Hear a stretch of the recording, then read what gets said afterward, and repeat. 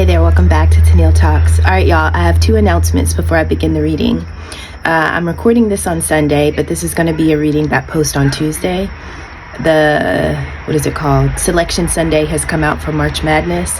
And so I'm just going to do polls in our community where you guess. You don't have to know anything about the basketball team. You don't have to have any knowledge of basketball at all.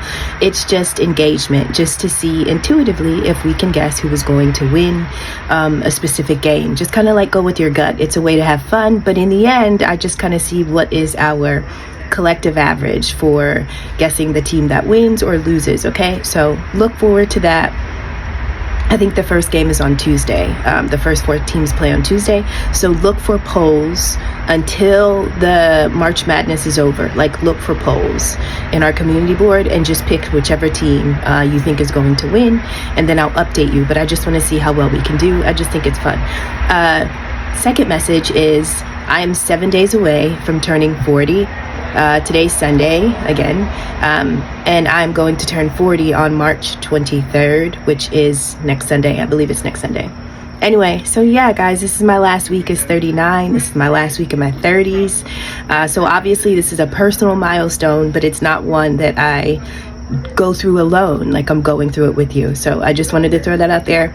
Some of you, I told you that me and my boys all have March birthdays, and there are a few of you that wanted to know ahead of time when my birthday was coming. So my birthday is March 23rd. Let me tell you how much of a sports fanatic I was, or am. When I was younger, in order to get people to remember my birthday, I would say Allen Iverson, Michael Jordan. March, my birthday is the third month. That was Allen Iverson's number. And then Michael Jordan is 23rd day of the month. I would say Allen Iverson, Michael Jordan. That's how you remember. So anyway, yes, Allen Iverson, Michael Jordan. That is my birthday.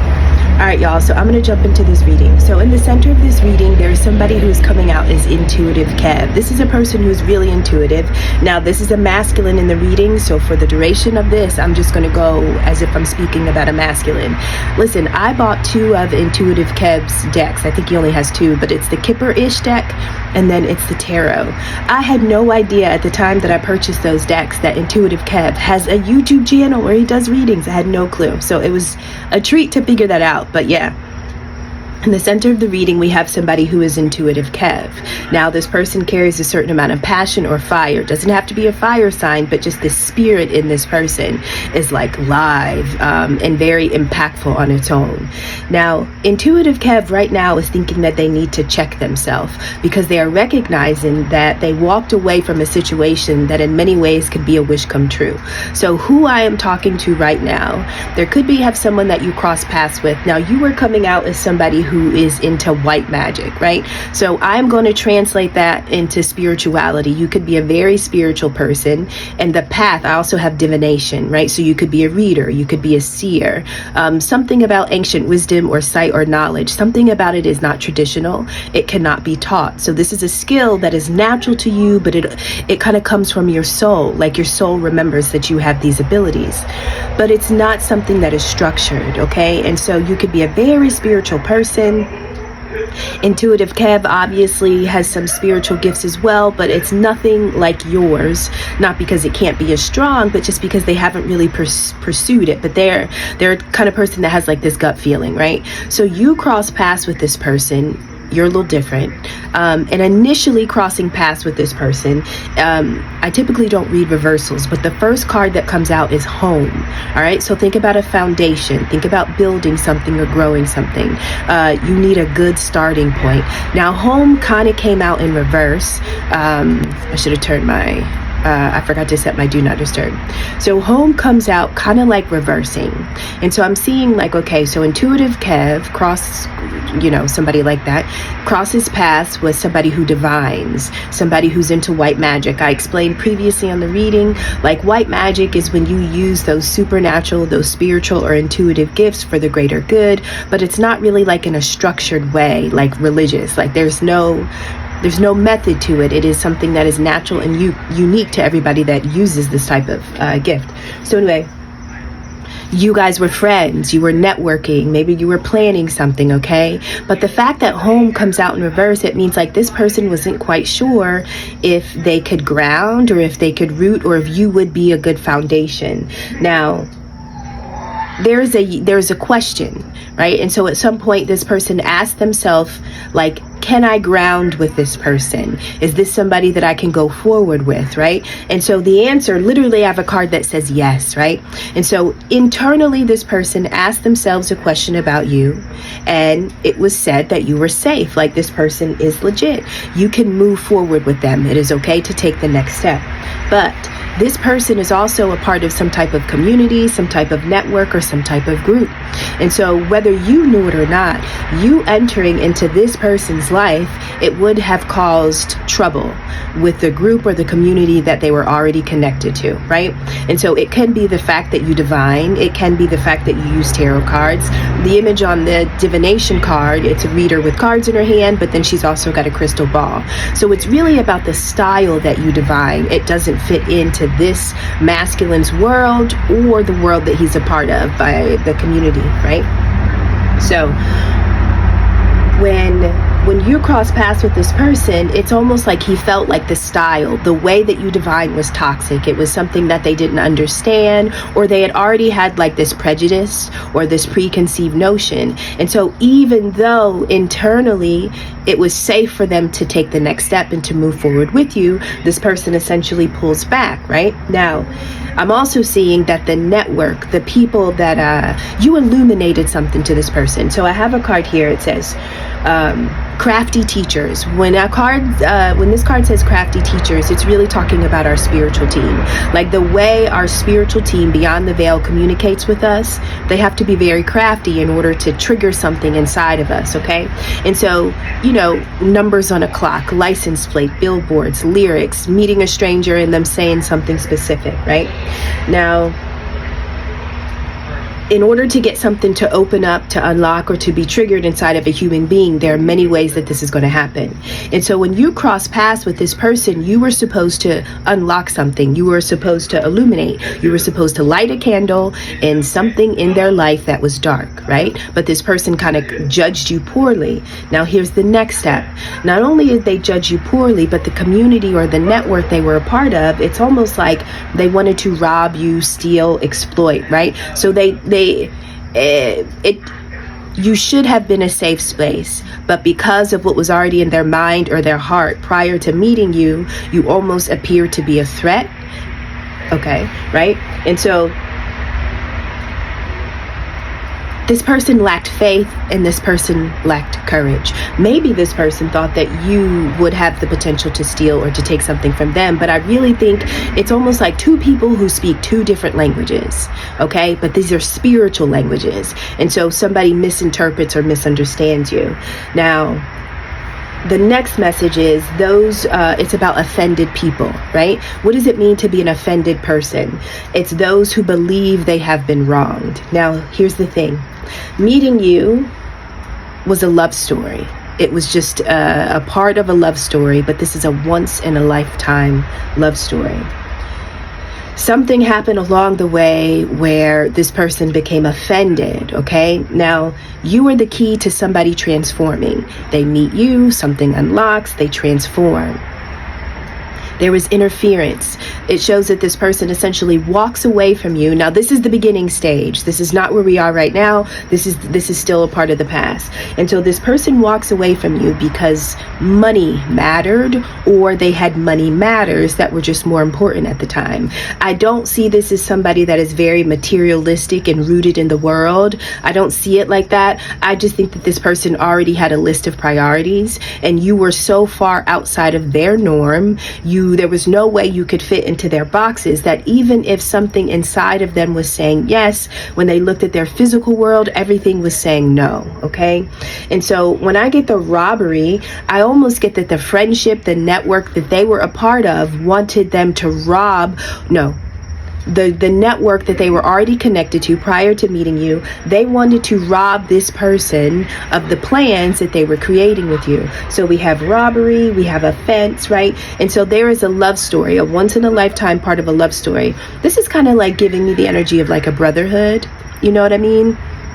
and like you finally meet somebody, but when you're describing this person, like everybody is like, what, like that doesn't fit, like it was just strange. Okay, but I feel like something was kind of wicked or nefarious about this group. They're actually coming out later in the reading as a third wheel enemy. Okay, and so you know how sometimes you get in a relationship, and although you're dating one person, because of how closely connected and a mesh they are to the people in their lives, it's like you have to share every step of your relationship with the people that they have other relationships with. It's almost like they can't take a step with you unless everybody co-signs, right? Totally unhealthy.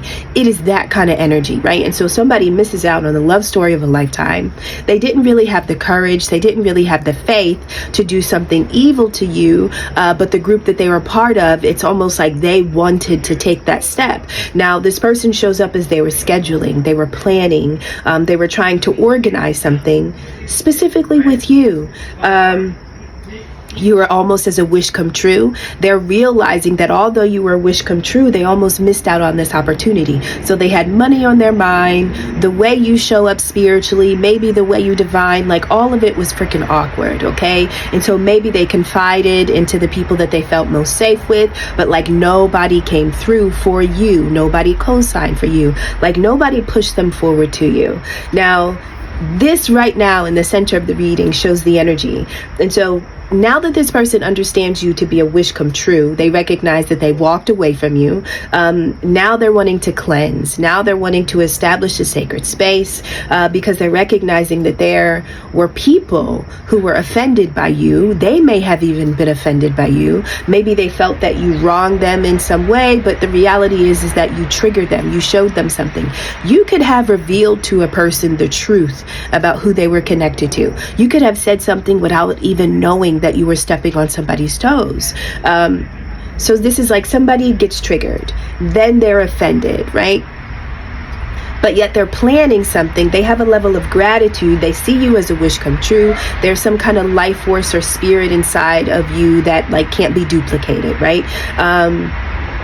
And so I see that this person was almost a fence sitter. It's like sometimes they were the good guy, like they could totally be an accomplice, but other times it's almost like they had a villain. And so they were going back and forth between their light and their dark side. And what was really propelling them to be more in their dark is the community they were attached to. I think this community has always been a third wheel enemy. This community really does not trust outsiders, and they only want specific people to come in, and anybody who is not like them is essentially a threat. Fine. And so now this person is essentially checking themselves, and they're checking themselves by way of gratitude, right?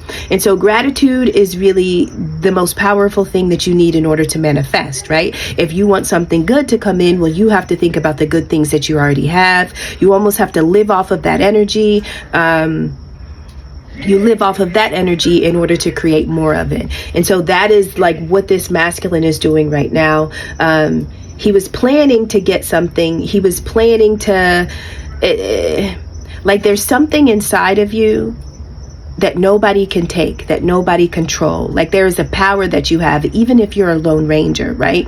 And so whatever the plans were that you two were creating, this community, this group, this network, they were afraid, like they were frightened of it, because they felt like, okay, well, if he goes forward with you as the divination, whatever that you are, if he goes forward with you, they're frightened that they would lose him, that he would make a transition and he would almost release them. Almost like there's no room for me, right? Kind of petty, but you know, if there's a closeness that people have built up, people naturally think that you are going to interrupt the natural flow, right? And so this person wanted to build a relationship with you. It didn't necessarily have to be romantic or sexual, you know, but it was the power that you possess, and it was the way that you touched this person that everybody around them was like, this isn't good, right? And so everybody puts their heads together to try to figure out how to break this connection up. And so for a period of time that was successful. And so him building a relationship with you, it frightened others. It paranoid them because they felt like they would no longer be able to have the link in. Now, this person in the center of the reading, Intuitive Kev, like the way people see this person is, this is the person who has the answer for everything. Okay, this is a person that can be in any situation and they can make it work. They can figure it a way out. And so even if they're not like a leader by title, they are a leader by the way they show up in their own life. Once this person walked away from you, they recognized that they really walked away because they had an obsession with wealth. They were only thinking about how to get sudden wealth, right? And I think that the wealth that they got was also wealth that they shared with the people around them. But again, you didn't look like money. You looked like something totally different. And so it almost would have been a waste of time to invest in something that just didn't reflect where they were attempting to go in their own life, right? So now this person has checked themselves. When I say they're checking themselves, it's like they're doing inventory. We have the energy of anger management. Now, this person, I almost get like a seed was planted inside of them. There's a certain amount of anger, and the anger was directed towards you, even if it was not just. Now, their heart was telling them. Their heart was, see, here's the thing. Your heart is going to tell you the truth at all times. Now, whether your mind or whether your ego allows your heart to be heard, that's a totally different story, right? But this is about building relationships. So the mind says one thing, the heart says another. And so this person has checked themselves and they've done inventory. They understand that they were split.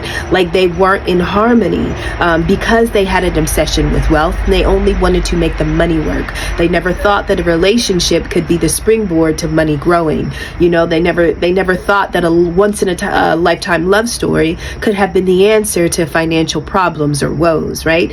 And so now that we're at the end of the reading, this person is going through some type of energy shift, and they're recognizing that they hate nothing about you.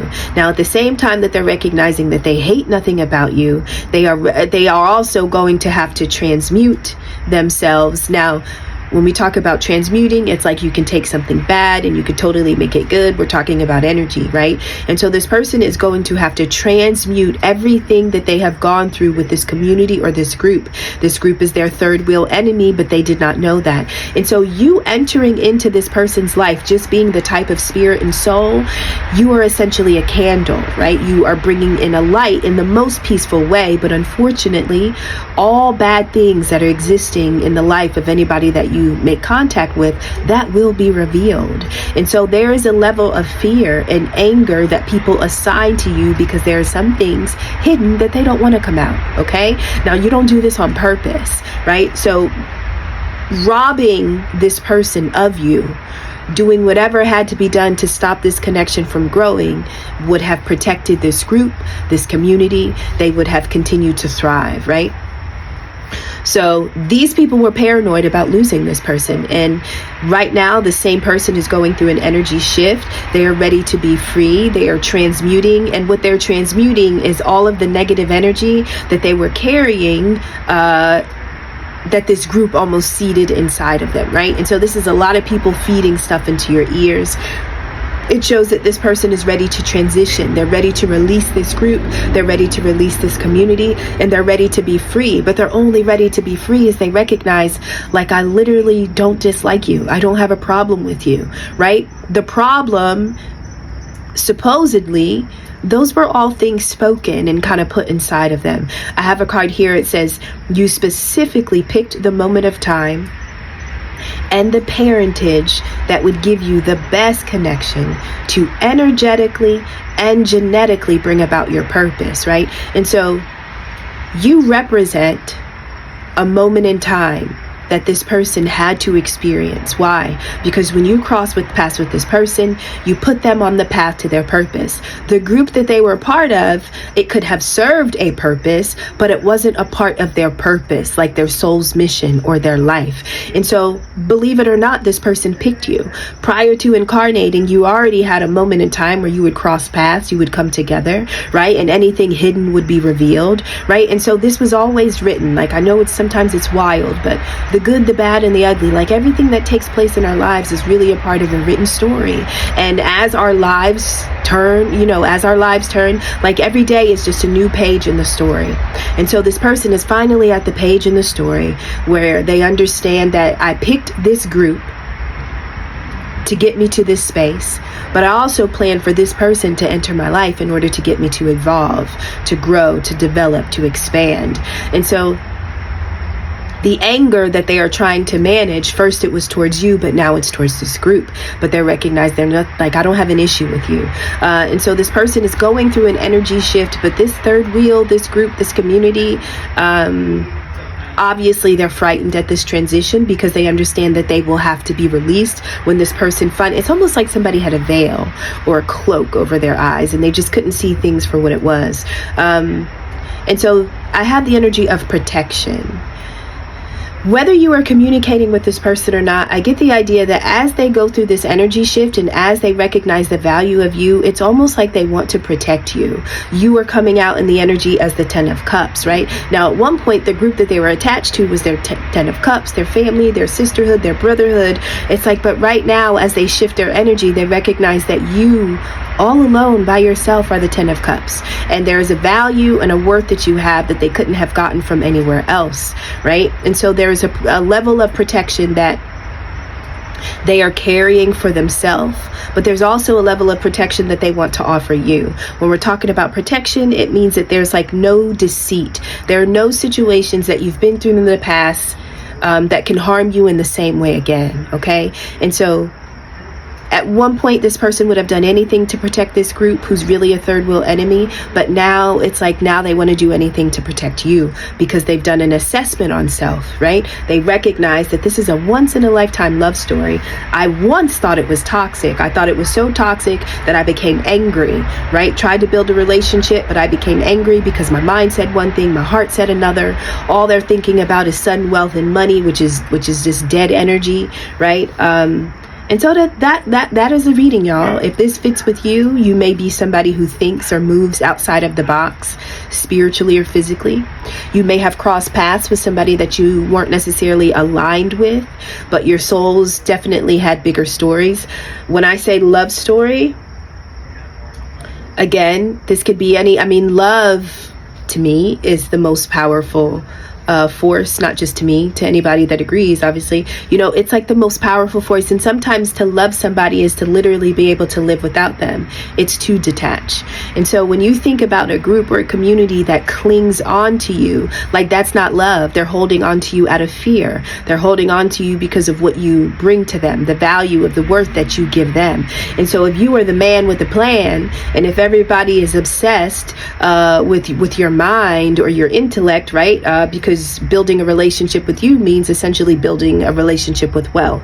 And so this is somebody who is wanting to make it work, whether you know it or not, but they have to go through some type of energy shift, and they have to really see who this community is that they were a part of, and then they have to look at you honestly. And I feel like they can honestly see you because the reading ends, I hate nothing about you. And so now this person wants to be free from whatever it is that they were protecting, whatever it is that they were a part of. Now they want to transmute all of that energy into something that will bring them closer to you, whether you know that or not. That's at least what this reading is revealing. All right, y'all, I love you. I'll see you on the next one. Bye.